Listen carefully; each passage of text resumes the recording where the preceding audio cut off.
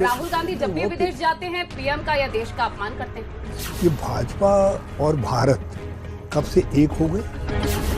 मुख्यमंत्री धामी की बहुत बार तारीफ कर चुके हैं आप। जितनी तेजी वो दिखा रहे हैं, जिस तरीके से काम कर रहे हैं, सवालों को उठा रहे हैं, लोगों के बीच में जा रहे हैं, तो क्या हरीश रावत के लिए लव जिहाद एग्जिस्ट नहीं करता? जिहाद होना चाहिए बेरोजगारी के खिलाफ, जिहाद होना चाहिए महंगाई के खिलाफ। आला कमान ने हाथ पर बांध रखे हैं, उवापों की स्थिति में हूँ, न गनम न पलायम। क्या था ये? क्योंकि हरीश रावत एक अनुशासित सिपाही है। उत्तराखंड में कांग्रेस हारी, वजह क्या है? लोग आपसे नाराज हैं या कांग्रेस? इसलिए मैंने उसकी जिम्मेदारी ले ली है। जुमे को छुट्टी अनाउंस की थी जब मुस्लिम यूनिवर्सिटी की बात हुई थी। देखिए, मेरी आपसे एक प्रार्थना है, एक जगह भी छुट्टी हुई है, हरीश रावत माफी मांगेगा और राजनीति छोड़ देगा। बहुत जोर बाकी है इन बाजुओं में, सत्ता आए कांग्रेस तक, उसके लिए बाजू कमजोर होने वाले हैं। नमस्कार, स्वागत है आप सभी का न्यूज 18 पर। आप देख रहे हैं हमारा खास प्रोग्राम तीखे सवालों वाला शो 3 के तीर। मैं हूं आपके साथ मेनका चौधरी। नमस्कार, आपके साथ मैं हूं नलिनी पांडे और आज इस खास कार्यक्रम में हमारे साथ एक ऐसे नेता मौजूद हैं जो चाहे राजनीति में सक्रिय हों या शून्य में हों, लेकिन उनकी अनदेखी कर पाना असंभव है। नमस्कार, मैं हूं आपके साथ शीनम शर्मा और मैं बिना वक्त गवाए सीधा स्वागत करती हूं हमारे खास मेहमान उत्तराखंड के पूर्व मुख्यमंत्री हरीश रावत जी का। बहुत स्वागत है आपका न्यूज 18 पर। नमस्कार, मैं भी आप 3 के तीर, तीनों देवियों को प्रणाम करता हूँ। हरीश जी, पहला सवाल राहुल गांधी से ही जुड़ा हुआ है। वॉशिंगटन डीसी में उन्होंने कहा कि केरल की मुस्लिम लीग सेक्युलर है। आप इत्तेफाक रखते हैं? ये तुष्टिकरण नहीं तो क्या है? बिल्कुल इत्तेफाक करते हैं, क्योंकि इतिहास को टटोलिए।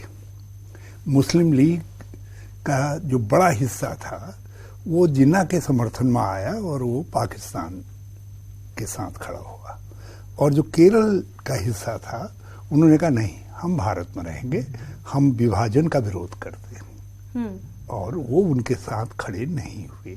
ये वही मुस्लिम लीग है जिन्होंने एक वक्त में लड़कियों के लिए शादी की उम्र भारत में जो कानून है उसके हिसाब से नहीं, अपने हिसाब से करवाने के लिए प्रस्ताव पारित करवा लिया था। देखिए, वो शरीयत को मानते हैं, उसके अनुसार उन्होंने कुछ बातें सुझाव रखे होंगे, लेकिन देश का कानून जो है किसी एक धर्म ग्रंथ के आधार पर नहीं चलता है।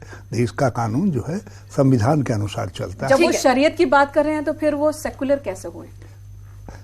शरीयत का और सेकुलरिज्म का कोई झगड़ा नहीं है, क्योंकि शरीयत एक विश्वास है, एक मुस्लिम के ऊपर उनको गवर्न करने वाला एक नहीं, लेकिन शरीयत लॉ में बहुत सारी ऐसी चीजें आती है जो दूसरे धर्मों में नहीं है। नहीं, दूसरे धर्मों में हो तो फिर मुस्लिम धर्म से अंतर कैसे? सेकुलरिज्म तो वो हुआ जिसमें हर धर्म को माना जाए। इसलिए दूसरे जो धर्म हैं उन धर्मों में भी कुछ भिन्नताएं होती हैं, और उन भिन्नताओं का समन्वय करके ही हमारे देश के राजनेताओं ने संवैधानिक कानून बनाया। ठीक है, बात देश के नेताओं की। हमारा देश जो है हमारे देश के संवैधानिक कानून से चलता है। ठीक है, आगे बढ़ते हैं और राहुल गांधी की जरा बात कर लें। राहुल गांधी जब भी विदेश जाते हैं, बीजेपी कहती है कि फजीहत करा के आते हैं, देश को अपमानित करते हैं और प्रधानमंत्री का अपमान कराते। मैं भाजपा से आपके माध्यम से पूछना चाहता हूं, ये भाजपा और भारत कब से एक हो गए?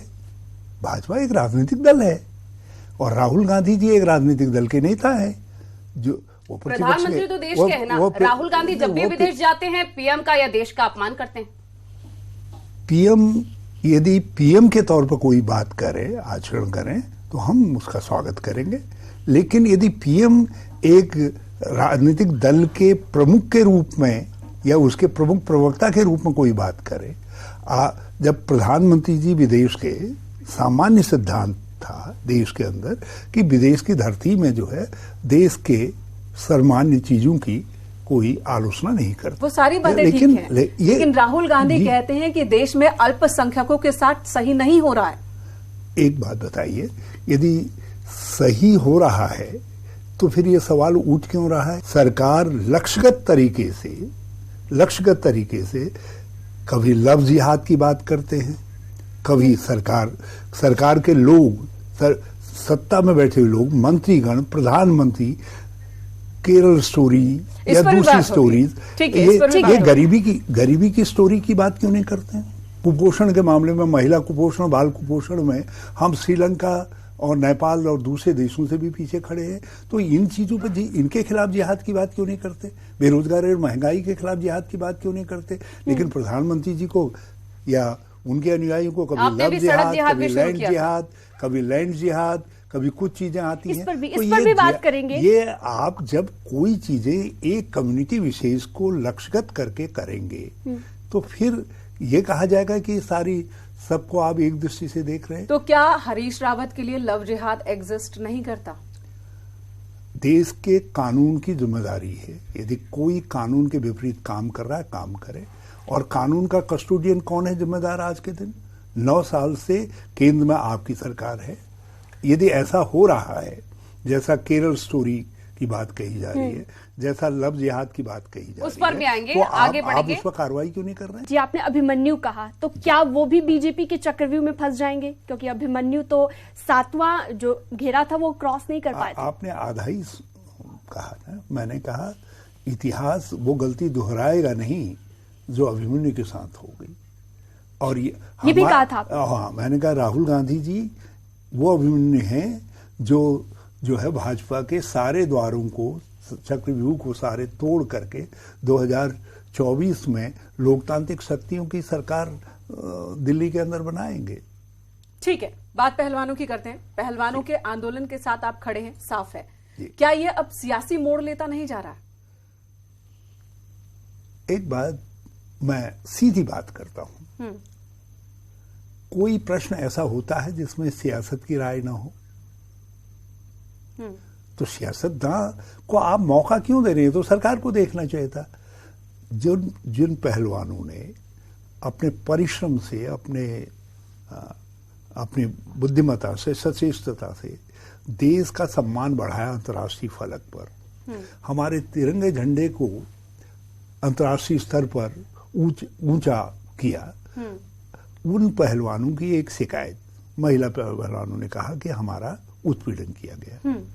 तो होना ये चाहिए था कि जब उन्होंने उत्पीड़न की शिकायत की तो सत्ता उनको बुलाती, कहते भाई बजरंग, या कहते साक्षी बेटा क्या बात है, तुम लोगों ने तो देश का बड़ा मान बढ़ाया, ये क्या सवाल मैं सुन रहा हूं, आओ मुझे बताओ।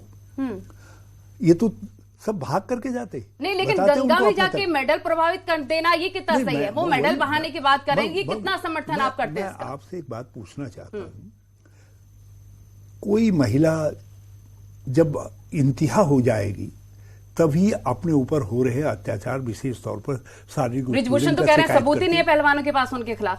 ब्रिजभूषण कह रहे हैं ना, लेकिन जो पीड़ित है वो क्या कह रहे हैं उसको भी तो समझना चाहिए। और पीड़िता को हमारा कानून क्या कहता है? हरीश जी, उस कानून के तहत जो है पीड़िता के बयान को मान करके एफआईआर दर्ज होनी चाहिए थी। एफआईआर दर्ज करने के लिए पहलवानों को जंतर मंतर पर धरना देना पड़ा। और जब उस बार उनको आश्वस्त किया गया, फिर कार्रवाई नहीं हुई, फिर उनको जंतर मंतर पर आना पड़ा, फिर धरना देना पड़ा, तब उनके खिलाफ एफआईआर दर्ज हुई। और जब एफआईआर दर्ज हुई तो उसके बाद जो है दिल्ली पुलिस, जो अपने को सबसे तेज पुलिस कहती है, और वो कार्रवाई नहीं करती है। हरीश जी, जब इन्होंने शिकायत दर्ज कराई, मैं महसूस करता हूं, यदि सत्ता के शीर्ष ने बुला करके कहा होता कि कहते अच्छा बेटा ऐसा तुम्हारी शिकायत है, मैं उनको बुलाता हूं, अध्यक्ष को बुलाते, कहते भाई तुम्हारी पार्टी, लेकिन सत्ता के शीर्ष तो न्याय देंगे नहीं, न्याय तो अध्यक्ष पद अभी छोड़ना पड़ेगा, क्योंकि हमारे सम्मान को बढ़ाने वाले बिना कार्रवाई के अध्यक्ष पद छोड़ दें। आप ये कह रहे हैं कि कार्रवाई पूरी ना हो, प्रोसीजर पूरा ना हो। उनके ऊपर जो आरोप लगा, और आरोप लगाने वाले कोई साधारण लोग हैं जो अंतर्राष्ट्रीय अच्छा, आप गंगा मैया के पास अर्जी लगाने पहुंचे थे। अब कब वो गंगा मैया के पास पहुंचे? और आप अर्जी लगाने कांग्रेस पहुंची थी, तो न्याय कांग्रेस को गंगा मैया देगी या कानून देगी? जब प्रधानमंत्री भैया सुनने के लिए इनकार कर दें, और वो 300-400 लोग जा रहे हैं, कह रहे हैं हम प्रधानमंत्री जी को ज्ञापन देना चाहते, एक मजिस्ट्रेट आता ज्ञापन ले जाता उनका, और उनको आप ज्ञापन लेने के बजाय उनको घसीट करके आप थाने में लेकर के जाते हैं। एक सेकंड मुझे सेंटेंस पूरा कर लेने दीजिए। उनको घसीट करके आप थाने में ले जाते हैं और उसके बाद जहां वो बैठ करके अपनी लोकतांत्रिक आवाज को उठा रहे हैं, उनके तंबू को आप वहां से हटा देते हैं पुलिस के बल पर। तो कहां जाएंगे वो? गंगा मैया के पास नहीं जाएंगे। वो नई संसद में घुसने की कोशिश कर रहे थे, पुलिस क्यों नहीं रोकेगी? किसने कहा संसद में घुसने की कोशिश कर तो रहे थे? कार्रवाई क्यों हुई? उन्होंने साफ कहा कि कांग्रेस हम मौका ज्ञापन क्यों देना देख चाह रही रहे है? हैं। उन्होंने कहा हम ज्ञापन देना कांग्रेस चाह रहे हैं। राजनीति का मौका क्यों ढूंढ रही है? मुझे एक बात बताइए, कहीं आया है कि कोई ज्ञापन लेने के लिए कोई मजिस्ट्रेट आया, कोई सीनियर ऑफिसर आया, प्रधानमंत्री जी ने किसी मंत्री को डिप्यूट किया उनका ज्ञापन लेने के लिए? अच्छा, एक जो आरोप देश जो का लग रहा है, सम्मान बढ़ा सकते हैं अंतर्राष्ट्रीय जगत पर, उनका ज्ञापन लेने के लिए कोई मंत्री नहीं आ सकता? तो आप केवल एक काम कर सकते हैं कि वो हटे, तो जंतर मंतर से उनका टंटा मंटा जहां वो धरने पे बैठे हुए थे उसको हटा देते हैं। जब आप हटाते हैं तो हटाते हैं, मैं अब आपके प्रश्न का उत्तर दे रहा हूं। जब आप हटाते हैं, जब आप हटाते, खिलाड़ी थे जिन्होंने ओलंपिक जीता, जिन्होंने भारत के लिए बहुत बड़े बड़े मेडल जीते हैं, पीटी उषा उस कमेटी का हिस्सा रही हैं, उसके बाद भी उस कमेटी के रिपोर्ट को मानने को तैयार नहीं है पहलवान। एफआईआर दर्ज हो गई, सुप्रीम कोर्ट ने, जहां तक बात गिरफ्तारी की हुई, सुप्रीम कोर्ट ने हटा दिया। कपिल सिब्बल वकालत कर रहे हैं पहलवानों की, उसके बाद भी अगर गिरफ्तारी का ऑर्डर सुप्रीम कोर्ट से वो नहीं ले पा रहे तो कहीं तो कोई मसला है। न्याय आफ्टर ऑल अदालत से ही ना। उस कमेटी की रिपोर्ट डिस्प्यूटेड होगी जब कमेटी के मेंबर्स ने ही उस पर कुछ बातें कह दी, नंबर 1। नंबर 2, न्यायालय में कई स्टेजेज होती हैं। पहली स्टेज तो एफआईआर है, एफआईआर तो दर्ज हो। क्या वो संबंधित व्यक्ति को गिरफ्तार नहीं किया जाना चाहिए? ठीक है, कानून अपना काम कर रहा है। क्या वो संबंधित व्यक्ति से उस देश के सरबराह को ये नहीं कहना चाहिए कि तुम हटो इस पद से?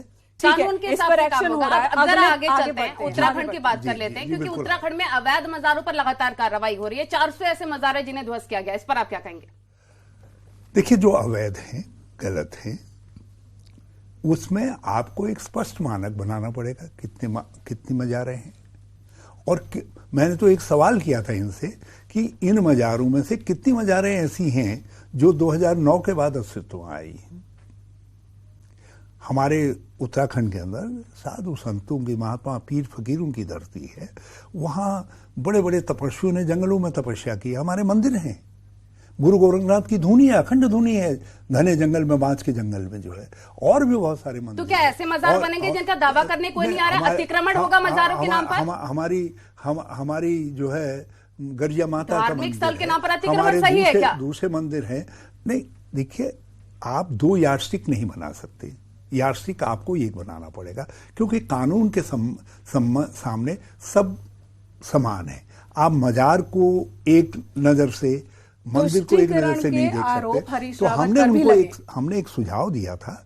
हमने कहा था आजादी से पहले के जो हैं, कुछ आजादी के पहले के भी हैं, कुछ 50-100 सालों से हैं, कुछों पर हिंदू मुसलमान सबका बराबर का यकीन है, और कोई रिकॉर्ड ऐसा नहीं है। इन मजारों के लिए तो कोई आया ही नहीं।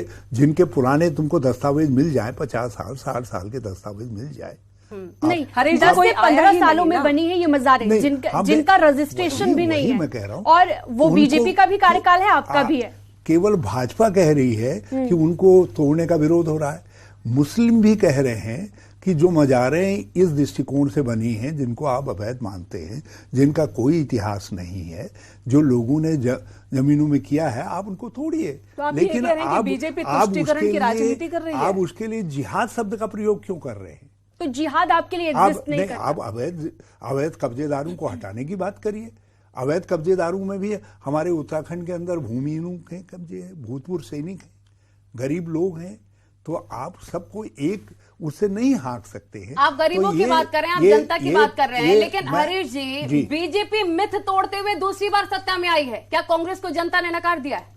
देखिए, सत्ता में तो आते हैं, सत्ता में आने के कई कारण होते हैं, कई फैक्टर होते हैं, लेकिन क्या हम सत्ता में नहीं हैं तो हमारा विपक्ष धर्म खत्म हो गया?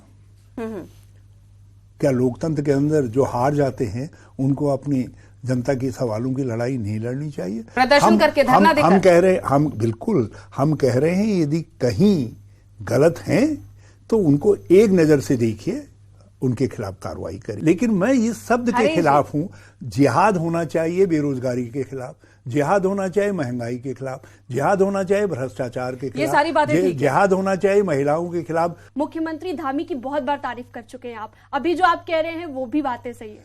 देखिए, अभी 1 साल हुआ है और एक बार अप्रेंटिस थे कुछ समय के लिए जो है। जब 9 साल के कार्य की बात आती है तो भाजपा के पाप बहुत गहरे हैं। उत्तराखंड पर उन्होंने बहुत गहरे घाव लगाए। बेरोजगारी आज चरम पर है, महंगाई से सारा राज्य पीड़ित है, भ्रष्टाचार आज सबसे ज्यादा है, और सड़कों में गड्ढे ही गड्ढे हैं, स्कूलों में टीचर नहीं है, अस्पतालों में डॉक्टर नहीं है, नलों में पानी नहीं है, बिजली छलवा बन करके रह गई है, बिजली के पानी के हाउस टैक्स इत्यादि आपने इतना बढ़ा दिया है कि आम आदमी के लिए, आम शहरी के लिए उसका बोझ सहन करना कठिन हो गया। मगर ये सारे सवाल हैं।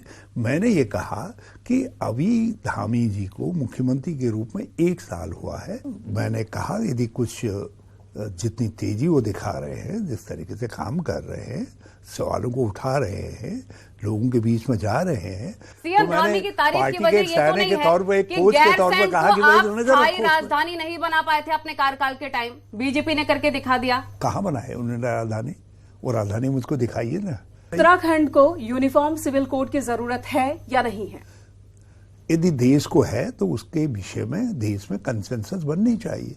इसीलिए तो हमारे संविधान निर्माताओं ने, जिनमें सभी लोग प्रयास जो है कांग्रेस के थे, धामी जी बहुत तेजी से काम कर रहे हैं इस पर। अम्बेडकर साहब के देखरेख में नीति निर्देशक तत्वों में इस बात का समावेश किया कि कॉमन सिविल कोड बनाया जाएगा, लोगों को सहमत करवाया जाएगा। धामी जी की दिक्कत ये हो रही है कि कुछ कर नहीं पा रहे हैं, और उधर 5 साल के भाजपा के पापों का पूरी गठरी श्री पुष्कर सिंह धामी के सर पर है। तो उसको छिपाने के लिए 2 सीटें हारे हैं। चलिए आगे बढ़ते हैं, बात कर लेते हैं केरला स्टोरी का बहुत जिक्र करते हैं आप। यदि कोई मूवी बेरोजगारी कैसे दूर हो सकती है उस पर बनेगी, जरूर जाऊंगा देखने के लिए। कोई महंगाई को कैसे नियंत्रित किया जाए उस पर बनेगी, तो महिलाओं के सम्मान की रक्षा कैसे हो जाए उसके लिए बनेगी। देखिए, लव जिहाद एक मुद्दा नहीं है हरीश रावत के देश के अंदर बहुत सारी स्टोरीज है, बहुत सारी स्टोरीज है। हमारे उत्तराखंड के अंदर अंकिता, जिसको मरने के लिए विवश कर दिया गया, एक हौसी ने जो है अंकिता हत्याकांड जो है उसकी स्टोरी है। किरण हत्याकांड है, जिसको एक बहसी ने मार डाला यहाँ, जिसको छावला रेप केस कहा गया है, उसकी स्टोरी है उत्तराखंड के सामने। उत्तराखंड में बहुत सारी और स्टोरीज हैं। इन स्टोरीज को देखेंगे और केरला देश के युवा ISIS में जा रहे हैं, आप कह रहे हैं कि बड़ा मुद्दा नहीं है देश के लिए। मैं कह रहा हूँ यदि ISI पर प्रतिबंध है और ISI के खिलाफ आप कार्रवाई करिए। हरीश जी, हालांकि सवाल आप पे भी उठे थे जब आपने जुमे को छुट्टी अनाउंस की थी, जब मुस्लिम यूनिवर्सिटी की बात हुई थी। खैर आगे बढ़ते, इससे आगे बढ़ते हैं। हे देवी, मेरी आपसे एक प्रार्थना है कि आप जरा सा भाजपा रूपी सब देवताओं से कह दो कि जुम्मे की नमाज की, जुम्मे की यदि मैंने छुट्टी की होगी, जुम्मे का मतलब हर फ्राइडे जो है, महीने में 5 दिन, यदि मैंने छुट्टी की है तो कोई स्कूल तो होगा सरकारी, हजारों स्कूल हैं, हजारों कार्यालय हैं, कहीं यदि छुट्टी हुई है, एक जगह भी छुट्टी हुई है, हरीश रावत माफी मांगेगा और राजनीति छोड़ देगा। आपका एक बयान आया था कि मैं अपनी पारी खेल चुका हूं, तो क्या भविष्य में आप मुख्यमंत्री पद की रेस में नहीं हैं? मैंने कहा कि मैं जो ऐसे मोड़ पर हूं कि अब मेरा दायित्व है कि मैं पार्टी को ताकत दूं, इसलिए मैं किसी पद की या पोस्ट की आकांक्षा में नहीं हूं। मैं केवल ये चाहता हूं कि पार्टी जीते और उस जिताने में मैं कुछ भूमिका अदा कर सकूं। कुछ लेकिन आपने ही ट्वीट किया था, आला कमान ने हाथ पर बांध रखे हैं, ओआपो की स्थिति में हूं, न दैनम न पलायम। क्या था ये क्या ब्लैकमेल कर रहे थे आप आला कमान को? ये 2022 की बात है, मैं उस पर ज्यादा नहीं कहूंगा, लेकिन एक बात जरूर कहूंगा। 2022 से 23 में क्या हुआ? उसका जो अभिप्राय था, उस अभिप्राय पर और उसका जो लक्ष्य था, उस लक्ष्य पर मैं कायम रहता तो उत्तराखंड में 2022 में कांग्रेस की सरकार आती। उत्तराखंड में कांग्रेस हारी, वजह क्या है? लोग आपसे नाराज हैं या कांग्रेस से?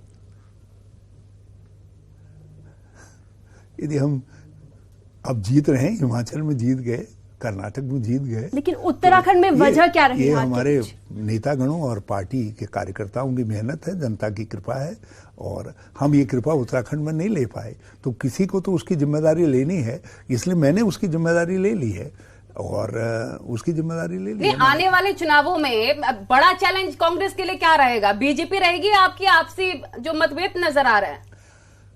कहीं मतभेद नहीं है, हम चुनौतियों को समझते हैं। फिर हमको हिमाचल ने और कर्नाटक ने एक सबक दिया है, यदि हम उससे सबक नहीं लेते हैं, देश भर के जितने भी राज्य है सबको सबक लेना है। यदि हम आपस में एकता नहीं रखेंगे तो हम कर्नाटक दोहरा नहीं पाएंगे। और आपने ही कहा था कि सरकार गिराने वालों को आप कभी माफ नहीं करेंगे। हरक सिंह रावत को आपने दिल से माफ किया या नहीं? देखिए, ये कोई व्यक्तिगत सवाल नहीं है। 2016 में उत्तराखंड में लोकतंत्र की भी हत्या हुई, संसदीय लोकतंत्र पे भी एक वो लगा। धन शक्ति से भाजपा ने एक सरकार गिराने की कोशिश की और सुप्रीम कोर्ट ने दल बदलुओं को महापापी कहा और सरकार के कदम को गलत ठहराया। अनंतोगत्वा सरकार को अपना कदम राष्ट्रपति शासन लागू करने का वापस लेना पड़ा। कांग्रेस को सत्ता में लाने के वो कारक बने, उसके लिए काम करें, ये असली सवाल है और समय उनको माफ कर देगा। ठीक है, समय माफ कर देगा, समय आ रहा है चुनावों का। लेकिन ये नहीं हो सकता है कि सरकार गिराई, सरकार सत्ता से बाहर पार्टी हो गई और अब आप पार्टी से सब कुछ हासिल कर लेना चाहें। आपकी बात कर लेते तो हैं ये नहीं हो सकता, क्योंकि इसका गलत असर जाएगा।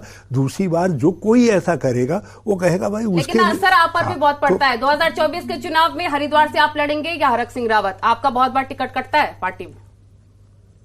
इस बार आप क्या चाहती हैं? जो आप कहते हैं वो कर लेंगे। आप कहां से चाहते हैं? 2000 देखिए, हरीश रावत जो है, लेकिन रामनगर से आपने चाहा, नहीं मिल पाया। हरीश रावत एक पार्टी का एक सीनियर आदमी, इतना पार्टी ने इतने पदों पर मुझको बिठाया है, तो पार्टी जो कुछ तय करेगी मैं उसका पालन करूंगा। हरक सिंह रावत ने 2024 के लिए आपसे आशीर्वाद मांगा, आपने कहा कार्यकर्ताओं को दूंगा। कैसे लड़ेंगे प्रीतम सिंह के साथ, हरक सिंह रावत के साथ 2024 की लड़ाई? हम किसी से नहीं लड़ेंगे, उनके साथ मिलकर कैसे लड़ेंगे 2024 की लड़ाई? पार्टी के झंडे के साथ आशीर्वाद मांगते हैं तब तो मना कर देते हैं। सबको पार्टी को साथ लेकर के चलना चाहिए, काम करना चाहिए। अपने अपने क्षेत्रों में सब लोग काम करें और बहुत सारी काम है। आजकल हाथ से हाथ जोड़ो का कार्यक्रम हमारा है। मैं जगह जगह अपनी अर्जी लगा रहा हूं लोगों के पास, कांग्रेस से जुड़िए की करके उसकी यात्रा कर रहा हूं। और लोग भी महंगाई के खिलाफ, बेरोजगारी के खिलाफ आंदोलन को संगठित आप हाथ से हाथ जोड़े चला रहे हैं, लेकिन आपको कांग्रेस में फ्री हैंड नहीं मिला है। फ्री हैंड चाहिए भी नहीं। देखो, जिनको काम करना होता है उनको हाथ बांध करके रखने पड़ते हैं। कहा था कि कांग्रेस अपने स्टेट लीडरशिप को बढ़ाती नहीं है और बढ़ानी चाहिए, भरोसा और बढ़ाना चाहिए। ये कभी नहीं कहा। मैं तो हमेशा लीडरशिप ने जो कुछ कहा मैं उसके साथ खड़ा रहा हूं। राजनीति में आपको क्या लगता है, आपकी सबसे बड़ी गलती कौन सी रही? समय मेरे साथ नहीं रहा। जी, नए संसद भवन का उद्घाटन हुआ, ऐतिहासिक लम्हा भारत के लिए। आज से 50 साल बाद देखें, क्या ये भूल नहीं होगी कि देश की सबसे पुरानी पार्टी इस ऐतिहासिक मौके पर नहीं थी? इसको क्या प्रधानमंत्री जी को नहीं समझना चाहिए था? क्या एक आम राय बनाने की जरूरत नहीं थी? क्या विपक्ष के नेताओं को बुला करके उनसे पूछा नहीं जाना चाहता कि भाई संसद भवन बना दिया है, नया बन गया है, तुम क्या चाहते हो, तुम्हारी राय थी या नहीं थी, लेकिन अब उद्घाटन होना है, बताइए क्या करना है? इनविटेशन तो गया था। इनविटेशन से क्या मतलब है? इतना बड़ा लम्हा जिसको आप ऐतिहासिक क्षण कर रहे हैं, उस ऐतिहासिक क्षण में आप एक जबरदस्त विचलन कर रहे हैं। अगर उत्तराखंड की बात कर लें तो आपने अपनी बेटी को तो विधायक बनवा दिया हरिद्वार से, बेटे पर भी पूरा फोकस है। परिवारवाद का आरोप लगता है आप पर? इस आरोप को कुछ सीमा तक मुझे स्वीकार करना चाहिए। कुछ सीमा इसलिए कह रहा हूं क्योंकि पार्टी के लिए मेरे बेटे बेटी यदि काम कर रहे हैं तो उनको एक कार्यकर्ता के रूप में पूरा हक है। आखिरी पड़ाव पर है हमारा कार्यक्रम, रैपिड फायर राउंड। एक नाम और एक सेंटेंस में आपको उस पर अपनी प्रतिक्रिया देनी है। नरेंद्र मोदी। एक विफलता की ओर अग्रसर होते हुए प्रधानमंत्री, जिनके पास जनता को बताने के लिए जो बुनियादी सवाल है उन पर कुछ भी नहीं है, केवल कुछ इवेंट मैनेजमेंट के अलावा। तो एक परफेक्ट इवेंट मैनेजर और एक लोगों से संवाद की कला के माहिर। Ranjit Rawat. No comment. CM Yogi Adityanath. वो एक अच्छे मुख्यमंत्री होते यदि जितनी शक्ति वो ये जिहाद आदि के खिलाफ लगा रहे हैं, जिहाद आदि जैसे सवालों को उठा करके कर रहे हैं, तो यदि उत्तर प्रदेश को विकास के रास्ते पर आगे ले चले तो उसके लिए हमारी शुभकामनाएं हो सकती। हरक सिंह रावत। No comment. प्रीतम सिंह। बहुत अच्छे नेता, हमारे भविष्य की आशा। करण माहरा। हमारी भविष्य की आशा, बहुत अच्छे, मेरी बहुत शुभकामनाएं, ढेर सारा आशीर्वाद। पुष्कर सिंह धामी। सही व्यक्ति हो सकते थे लेकिन गलत जगह है, इसलिए विफलता निश्चित है। ठीक है, क्योंकि 75 साल अब हो चुके हैं, तो अपने बारे में भी एक कमेंट कर दीजिए। अभी बहुत जोर बाकी है इन बाजुओं में, और सत्ता आए कांग्रेस तक, उसके लिए बाजू कमजोर होने वाले नहीं। हरीश जी, आपका बहुत बहुत धन्यवाद हमारे खास प्रोग्राम 3 के तीर में आने के लिए और हमारे सभी सवालों का बेबाकी से जवाब देने के लिए। बहुत धन्यवाद। हर सवाल का आपने सटीक जवाब दिया। उम्मीद करते हैं कि 3 के तीर हमारे न्यूज 18 के दर्शकों को खूब पसंद आया होगा। आपको पसंद आए मेरे जवाब, इसके लिए मैं आपको भी बहुत धन्यवाद देता हूं। बहुत शुक्रिया आपका न्यूज 18 पर आने के लिए। हमारे इस खास कार्यक्रम में इतना ही। अगले हफ्ते फिर हाजिर होंगे एक और खास मेहमान के साथ। तब तक के लिए दीजिए इजाजत। नमस्कार।